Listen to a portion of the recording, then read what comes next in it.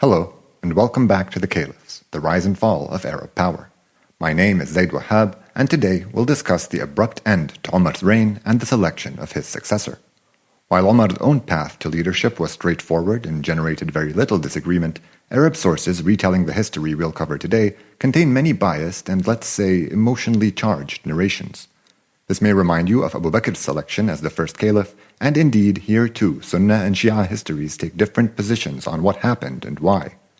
Many of the personalities involved in these events become quite influential later on, so I'll take the time to introduce them in some detail now. If you're ever overwhelmed by all these names, remember to visit thecaliphs.com, where you can find a glossary associated with each episode, which lists any important characters we've covered and fleshes out some aspects of our story in some detail. You may need it this time around, so get ready to meet a few new VIPs in Episode 8, Quraysh's Finest.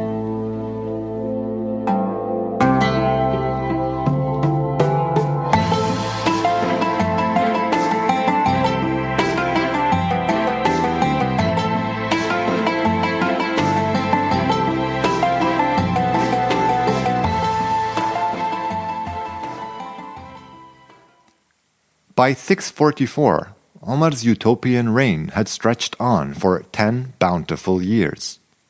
The Arabs had managed to best the two empires that previously bordered their world, and they had an authoritative caliph who understood how to command their respect and kept them from fighting amongst themselves. Omar's fairness is so widely praised in Arab histories that it's hard to tell what's accurate and what's exaggerated. There's one story that I found to particularly straddle this boundary between plausible and not, so I'll share it with you.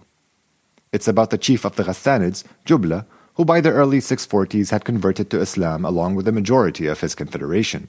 He attended the pilgrimage, the Hajj, in the year 642, and while there tripped when some old nobody stepped on his robe. So he turned around and punched the guy in the eye, and that guy went to the caliph, who led the Hajj every year by the way, and told on him. Omar summoned Chief Jubla and asked him if what the old man had said was true. Jubla does not deny it, and Omar declares that an eye for an eye seems fair in this situation. When Jubla asked, "Is my eye equal to his?" Omar replied, "Islam has made both your eyes the same." Jubla asks for a day to think it through, and that night leaves the Hajj with all his tribesmen. They ride into Byzantine territory and stay there as repentant Christians. Clearly, what's being praised in this story is Omar's willingness to stand up for the little guy when he was in the right and not be swayed by considerations of power or standing. Whether or not you believe this telling, it's just one of literally dozens of similar stories about Omar's egalitarian ethos. Anyway, I shouldn't digress so much. We do have plenty to cover today. The story I want to start with also took place on the Hajj, the last one ever led by Omar. In October of 644, while performing the pilgrimage, someone informed him that they'd heard a person saying that if the caliph were to die, they would pledge their allegiance to a so-and-so. Most histories maintain the anonymized format of this telling, while others insist that the anonymous person was Ammar bin Yasir, a prominent early Muslim and fervent Shi'i, whom we will discuss in more detail some other day. So-and-so was of course Ali bin Abi Talib. Remember, all it meant to be Shi'i at this early stage of Islam was that you wanted the community's leadership to revert to the hands of the Prophet's clan, starting with Ali bin Abi Talib. Let's unpack the significance of what Omar had heard before proceeding any further. Basically, getting everyone's pledge of allegiance was the only way for a caliph to claim legitimacy. That's how Abu Bakr became the first caliph, and he'd basically ensured Omar's rise to power by vouching for him to the people, using all the goodwill he'd accumulated to ensure a stable succession. If people were going to preempt the system by publicly pledging themselves to their own preferences as soon as they heard the caliph's seat was up for grabs, then civil strife couldn't be too far away. Omar was alarmed at this prospect and felt compelled to make a public address on the spot, but decided to wait until he was back in Medina. When he returned, he asked everyone to congregate at the mosque for a special announcement. He began by saying that he had heard of some who'd spoken about taking the matter of his succession into their own hands when the time came, and he warned them that there could only be ruin in disunity. He went on to mention that he had heard some grumbling at the time of Abu Bakr's election that it was a falta, a disorganized affair or a fluke. Surprisingly, he said that he could see the truth in this opinion, but insisted that it was a falta which God had made free of any harm to the community, and he went on to praise his predecessor's memory. He gave an account of Abu Bakr's election, stressing that it was the joint discussion of the matter by the virtuous men in attendance that legitimated their pledges of allegiance. Finally, he counseled that pledges offered before any comparable consultation had taken place should be considered invalid, and their makers should be punished. This speech gives us some insight into Omar's thinking when it came to his own succession. Unlike Abu Bakr, he did not have someone whom he thought of as a clear successor, and so he had groomed no one for the role. His worries about internal discord clearly show that he understood how tribal Arab politics still was. He was aware that each clan would try to drum up support for its own candidate, and that they wouldn't shy away from fighting amongst one another for supremacy. His insistence on a consultation to legitimate the offering of pledges indicated how he thought his succession should be decided. Not long after that speech, one morning in early November of 644, while Omar was leading the dawn prayers, he was stabbed 6 times in the torso. His attacker, an enslaved Persian craftsman named Fayruz, ran away slashing at others in his wake, and when he was finally cornered in the mosque, cut his own wrists and bled to death. The caliph called for Abdurrahman ibn Auf, one of the early Muslims, who carried him to the bed, though some accounts report him leading the dawn prayers first at the caliph's orders. A doctor was brought to treat him, but the wounds were too severe to do anything about. Omar was asked by a worried Abdurrahman whether he would appoint his successor. He replied, saying that a better man than him had chosen to do so, and a better man than he had chosen not to, so he had good precedent no matter what he chose. The better men he was alluding to were Abu Bakr and the Prophet respectively. After a while, he asked Abdurrahman to confer with 5 other early Muslims. The 6 of them were given 3 days to confer among themselves and pick someone to succeed the dying caliph. All 6 were of the Quraysh, and we're going to talk about them in a little more detail now, from the least consequential of them to the most. The 2 that won't be having much of an impact going forward are Abdurrahman ibn Auf and Sa'd bin Abi Waqqas. While Sa'd was the esteemed conqueror of Persia, winner of the Battle of Qadisiyah and the founder of Kufa, Abdurrahman had stayed in Medina and acted as a counselor to both Abu Bakr and Omar. The more influential pair are Talha bin Ubaydullah and Al-Zubayr bin Awam. I've already mentioned Al-Zubayr as the hero of the siege of Fortress Babylon in Egypt. Other important details about him are that he was married to Abu Bakr's daughter and had a son from her named Abdullah. Abdullah ibn al-Zubayr was the first baby born to the entire Ummah after their hijrah to Medina, so he meant something special to the early Muslims, who some sources say worried they had been cursed by their tribes and saw his birth as a good omen. Talha was an early Muslim whose right arm was paralyzed while he defended the Prophet on the day the Muslims lost the battle at Mount Uhud to Khalid ibn al-Walid's cavalry feint. Most sources agree that he was away on a business trip when this consultation occurred, but some maintain that he was there, claiming his vote one way or another. The final and most important pair of the group are Uthman bin Affan and Ali bin Abi Talib. These 2 were of the Umayyad and Hashemite clans, respectively Quraysh's aristocracy and the Prophet's clan. We'll be talking about them in a little more detail, as almost all tellings of this event agree that they were the only 2 real contenders. By the time this consultation was taking place, Ali bin Abi Talib was about 45 years old. He had been looked after by his cousin, the Prophet, since he was a young boy, and had fought in all his battles. He was sometimes asked to lead prayers, deliver revelations to the Muslims, or teach Arabs about the new faith. He embraced Islam as the unifying identity of the entire Ummah, as opposed to the traditional tribal arrangements of his time, and for this he earned a small following of devoted loyalists, mainly of the underprivileged and the pious.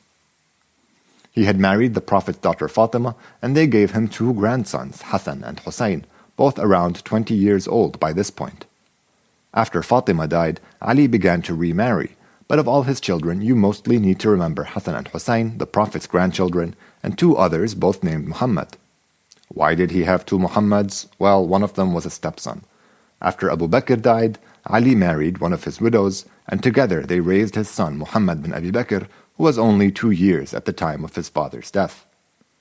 The other Muhammad was his son from a woman referred to as the Hanafiya, so he's called Muhammad ibn al-Hanafiya, a rare example of a maternal tribal name, used no doubt to make sure nobody confuses this Muhammad for a direct descendant of the original Muhammad. Ali bin Abi Talib's children will become relevant later on, but it's never too early to lay the seed, I suppose. During Omar's reign, Ali acted as a sort of judge in Mecca and Medina, furthering his reputation as a paragon of Islamic virtues. Uthman ibn al-Affan has been mentioned in this podcast as a secretary every now and again, first to the Prophet, then to Abu Bakr, and most recently to Omar. He was a wealthy and well-respected Umayyad, whom the Prophet used as a diplomat when negotiating with the Quraysh, especially during the truce of Hudaybiyah. While he had no military qualities whatsoever, he did generously finance many of Islam's needs and undertakings. He was twice honored with marriage to the Prophet's daughters, first to Ruqayya before the first pilgrimage to Aksum, which they undertook together, and after her death he wed her sister Kulthum. He and Ruqayya had given the Prophet a grandson who, tragically, died when he was 6 years old, after being pecked in the eye by a rooster. It should be noted that if the boy had survived into manhood, he would have had the most prestigious tribal ancestry the Quraysh could have produced. His mother was a Hashemite daughter of the Prophet himself, and his father a rich, respected Umayyad, who had been a Muslim from the earliest days. He would have been able to claim the allegiance of both of the tribe's noblest clans. Uthman served the caliphate faithfully under the first two caliphs, but the Umayyads as a clan had a more mixed reputation amongst the Muslims. Some, like Yazid and Muawiyah, the sons of Abi Sufyan, had fought and died for the caliphate's armies and now governed some of its lands. Yazid had died and Muawiyah now governed, is what I meant. Since Abu Bakr first successfully argued that the leadership of the community should remain within the Quraysh, the Umayyads, as an especially prominent clan within the tribe, could expect their lineage to count for something. But the Umayyads had also been the leadership of the Quraysh back when it was Islam's most vicious opponent, and some of its members were unrepentant, while others converted to Islam but openly lamented the changes the religion had brought. The worst offenders were still banished to the city of Ta'if, and the Ummah refused to have anything to do with them. So overall, the word Umayyad had connotations of aristocracy to Arab ears, both before Islam and in the early caliphate. Once more, real quick, the council was to be made up of Abd al-Rahman, Sa'd, Talha, al-Zubayr, Uthman, and Ali. Why these 6 were chosen depends on who you ask. Most sources point to a saying attributed to the Prophet in which he declared that he saw 10 of his companions in heaven. These 10 were thereafter known as the 10 guaranteed paradise. The 6 Omar chose were all those available from the 10. He, Abu Bakr, and Abu Ubaidah were another 3, and the last of the 10 was Sa'id bin Zayd, whom Omar chose to disallow on grounds of being related to him. See how serious he was about nepotism? A minority of traditions deny the validity of this story, however, and put forth more conspiratorial theories of Omar trying to game the results, or being secretly beholden to tribal allegiances. Considering that he did have the power to just pick his successor, I think a conspiracy is far-fetched, and while Omar did work to limit the power of Quraysh's aristocracy, he accepted Abu Bakr's original argument that the Quraysh were the ordained leadership of the community. These men may have seemed like the only acceptable candidates to Omar, and indeed were the most respected men Quraysh had to offer. He asked them to agree only by consensus and not take longer than 3 days. He asked his most pious son, Abdullah bin Omar, to act as a witness and assigned someone to lead the prayers while the men conferred. Omar had sometimes resorted to this quasi-democratic style of decision-making during his reign. When it came to certain matters, he would ask for a group discussion to take place. He always insisted on unanimity and would angrily dismiss councils that could not arrive at a unified position. Issues he had left to this sort of process included the selection of Sa'd bin Abi Waqqas as a commander to lead Arab armies in battle against the Sassanids, and the decision to forego his trip to Greater Syria during the plague of 638. The dying caliph had one last issue to deal with before meeting his end. One of his sons had been arrested after going on a murder spree. Ubaydullah bin Omar, learning of the assassin's identity and that he was seen conspiring with two other men, had killed them both, then killed Fayruz's wife and young daughter. Both men were originally Sassanid loyalists, one being Al-Akhmid chief and the other the ex-Shah or governor of Khuzestan, giving us the impression that Ubaydullah bin Omar was on some sort of anti-Sassanian rampage. He was raging through the streets of Medina when Amr ibn al-As talked him down, and after he dropped his sword he was seized by Abdurrahman bin Auf and taken to the prison. Omar said to keep him there and that the next caliph should decide his fate. He asked to be buried alongside the Prophet and Abu Bakr and died later that night. While everything I've told you about the third election so far is contested by the various sources, this is the point where Sunni and Shia histories take significantly different self-defining positions, often making the other party look bad in the process. As with the first caliph, I'm going to try to illustrate this tension by presenting an account from the ideological extreme of each of the two traditions. According to some Sunni sources, Abdurrahman bin Auf, worried about the possibility of the council not agreeing on a candidate in time, offered the others to remove his own candidacy for the guarantee that the other men would allow him to arbitrate between their claims to the title of caliph. They all agreed, and he began by asking each man in private whom he would vote for if he couldn't vote for himself. They all said Uthman, and Uthman said Ali. On his way to the mosque to inquire about the positions held by other Muslims, he found the people split into two groups, each of which threatening that they would accept no other caliph than their guy. One group called for Uthman, the other for Ali. Abdurrahman, now alarmed at the possibility of civil strife, asked both Ali and Uthman to come to the mosque. He publicly asked Ali if he would abide by God's book, the Prophet's example, and that of the first two caliphs. Ali replied that he could not promise all that, but he would do his best. Abdurrahman then asked Uthman the same question, and Uthman just said yes. He declared Uthman caliph, and everybody crowded around him offering their pledges of allegiance. Sensing hesitation from Ali, Abdurrahman reminded him that he had promised to abide by his verdict. Ali then offered his pledge, and with him came the support of all of his loyalists. Shia sources view this event very, very differently, and no unified version emerges when reading the different accounts. Some claim that it was Omar who asked the council to abide by Abdurrahman's verdict in the absence of unanimity. Some of those accounts say that Talha, who probably wasn't there, and Zubayr both voted for Ali, splitting the council 3-3, making Abdurrahman's verdict decisive. Other accounts say that all the other members of the council voted for Uthman because he was a weak old man whom they could hope to manipulate, and that an armed guard left by Omar to ensure unanimity compelled Ali to go along with their scandalous decision. Some accounts mention a slight variation of the story about Abdurrahman asking the two candidates the public questions, and Ali's reply, according to those Shia sources, was that he could promise to abide by God's laws and the Prophet's example, but not to hold himself to the worldly precedent set by the first two caliphs. Uthman, they maintained, just said yes to all. The key difference here is that Ali qualified his reply not due to humility or a lack of self-confidence, but as an admonishment to those who still did not recognize his right to have been caliph all along. So what are we supposed to believe when presented with all these different tellings? The things that a majority of sources from both traditions agree on are: a consultation took place, Abdurrahman bin Auf's vote was decisive, and there was a public questioning of Uthman and Ali at the mosque. They do not agree on how any vote was cast, except that Abdurrahman eventually picked Uthman, and that's who succeeded Omar. The Umayyads were ecstatic, and the Hashemites and their loyalists, the Shia of their day, had no recourse but to pledge their allegiance when they saw Ali offering his own. There are many details about Uthman's election that I decided to leave out of this episode, either because they're not significant enough or because they seemed unrealistic.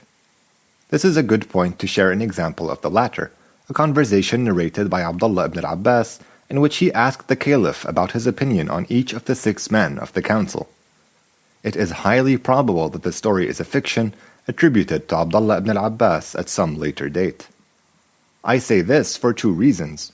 The first is that it has Omar saying some pretty harsh things about people he had just selected for their closeness to the Prophet. The second is that the caliph's words are borderline prophetic, and it's always suspicious when someone says something so loaded with hindsight.